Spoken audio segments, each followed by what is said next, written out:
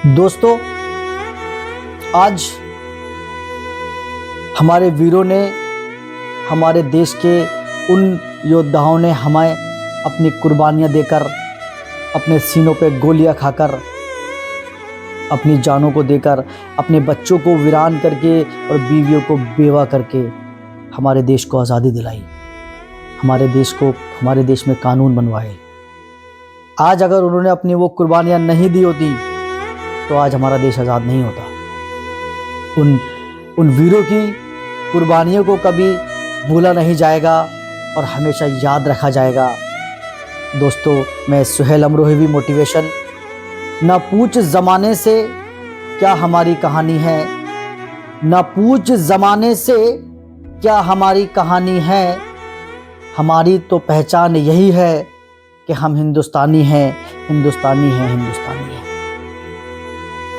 आज 26 जनवरी 1950 को हमारे देश के अंदर कानून लागू कर दिए गए थे। ये कानून डॉक्टर भीमराव अंबेडकर साहब की अध्यक्षता के अंदर तैयार किए गए। इस कानून को बनाने के लिए 15 अगस्त 1947 से लेकर और 26 जनवरी 1950 तक इसमें 3 साल लगे।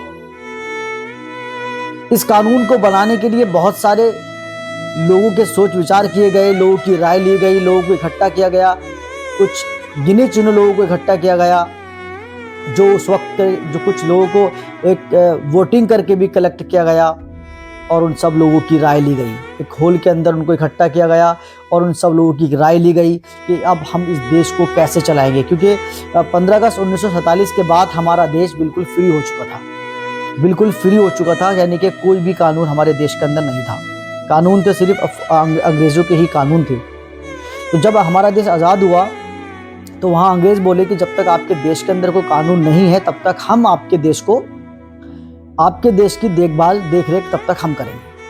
हमारे देश के अंदर उसके बाद वो कानून की प्रक्रिया शुरू हुई, कानून बनाए गए।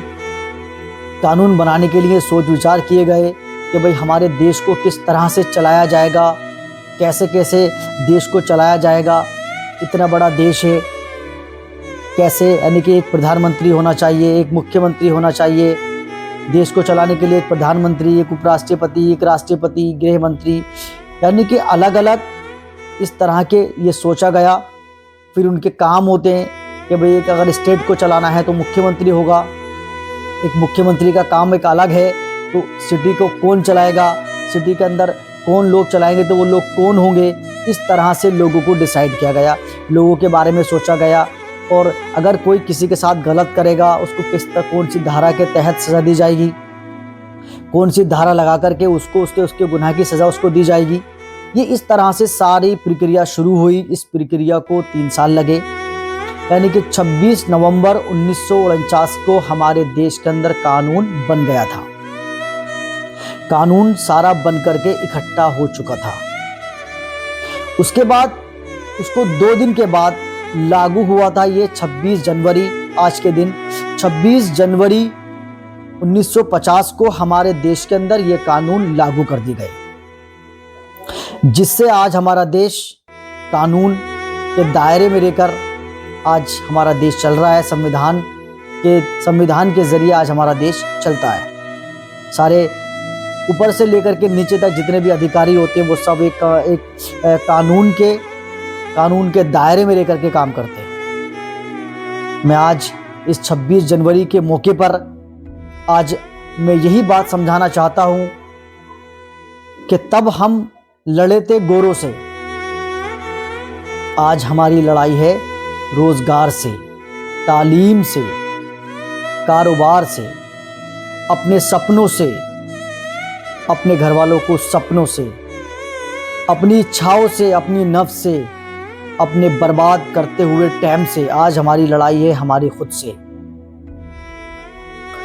मैं आज 26 जनवरी 1950 को तो संविधान लागू कर दिए गए थे, कानून बना दिए गए थे कि इतने बड़े देश को कैसे चलाना है। आज ये देश उसी कानूनों से चल रहा है, लेकिन हमारी अपनी जिंदगी के अंदर कोई भी कानून हमने नहीं बनाए। ना हमारे उठने का टाइम का पता है, ना सोने का पता है, न खाने का पता है, हमारे जिंदगी के अंदर हमारे लिए कोई कानून नहीं है। देश में तो कानून बन गया, लेकिन हमारी जिंदगी बिना कानून के घूम रही है। एक खुले सांड की तरह हम अपनी जिंदगी को जी रहे हैं। हमारी नकल हमारी नाक के अंदर नकल नहीं पड़ी है, हम यूं ही अपनी जिंदगी को जी रहे हैं। जब एक किसी सांड के नकल अगर पड़ी नहीं होती है ना, तो वो वहां तक पहुंच जाता है जहां तक वो सोच भी नहीं पाता। यहाँ तक के होता है कि आप लोगों ने देखा होगा कि कूड़े के अंदर जाकर के वो खाने लगता है। वो क्यों खाने लगा? क्या आपने कभी नकलदार भैंसे को देखा है कि उन कचरों के ढेरों पर खाता हुआ, घूमता हुआ? नहीं देखा होगा ना। तो यही है, अपनी जिंदगी के अंदर भी कानून बनाइए कि हमें अपनी जिंदगी को कैसे जीना है। आप अपनी जिंदगी के अंदर तरीके बनाइए, हमें इस तरीके से काम करना है, हमें इस तरीके से उठना है, इस तरीके से बैठना है, हमें इस टाइम पर सोना है, इस टाइम पर खाना है, इस टाइम पर जाना है और अपने काम को टाइम पर करना है। अपनी जिंदगी को आगे लेके जाना है। आज लड़ाई हमसे और हमारी खुद से लड़ाई है। आज हमारे देश को नहीं है जरूरत हमारी कुर्बानियों की, हमारे खून की, हमारे गोली खाने की नहीं। आज हमारे देश ने तो हमें जो देना था वो दे दिया। आज हमें चाहिए कि हम अपने देश को क्या दें। आज हम उन वीरों की कुर्बानियों को हमेशा हमेशा के लिए याद रखें और उनको भी खुशी मिले जब उनको ये पता चलेगा। आज हमारा देश हमसे खून नहीं मांगता। आज हमें भी अपने देश के लिए वो करना है, अपने देश का नाम रोशन करना है, पूरे दुनिया के अंदर अपने देश का नाम करना है, कुछ ऐसा करना है। लेकिन अभी तक हमारा अपनी जिंदगी के अंदर कोई भी काम नहीं है। हम बेमकसद जी रहे हैं लोगों के डर से। सबसे ज्यादा फिक्र होती है लोगों के डर से। यार, जब हमारे देश को लोगों ने आजाद कराया था ना, हमारे वीरों ने अपनी कुर्बानियां दे करके, जब उन्होंने डिसाइड किया था ना कि हमें अपने देश को आजाद कराना है, तो उन्होंने कभी अपने नीचे झांक करके नहीं देखा था कि हमारे पैरों में चप्पल है या नहीं है, जूते हैं या नहीं है, या हमारे जिस्म पे कपड़े हैं या नहीं है, हमारे पेट में खाना है या नहीं है, हमारे सर छुपाने के लिए मजबूत छत या बिल्डिंग है या नहीं है। लेकिन नहीं, उन्होंने कुछ नहीं सोचा था। उन्होंने सिर्फ सोचा था देश देश देश। उन्होंने सिर्फ देश सोचा था।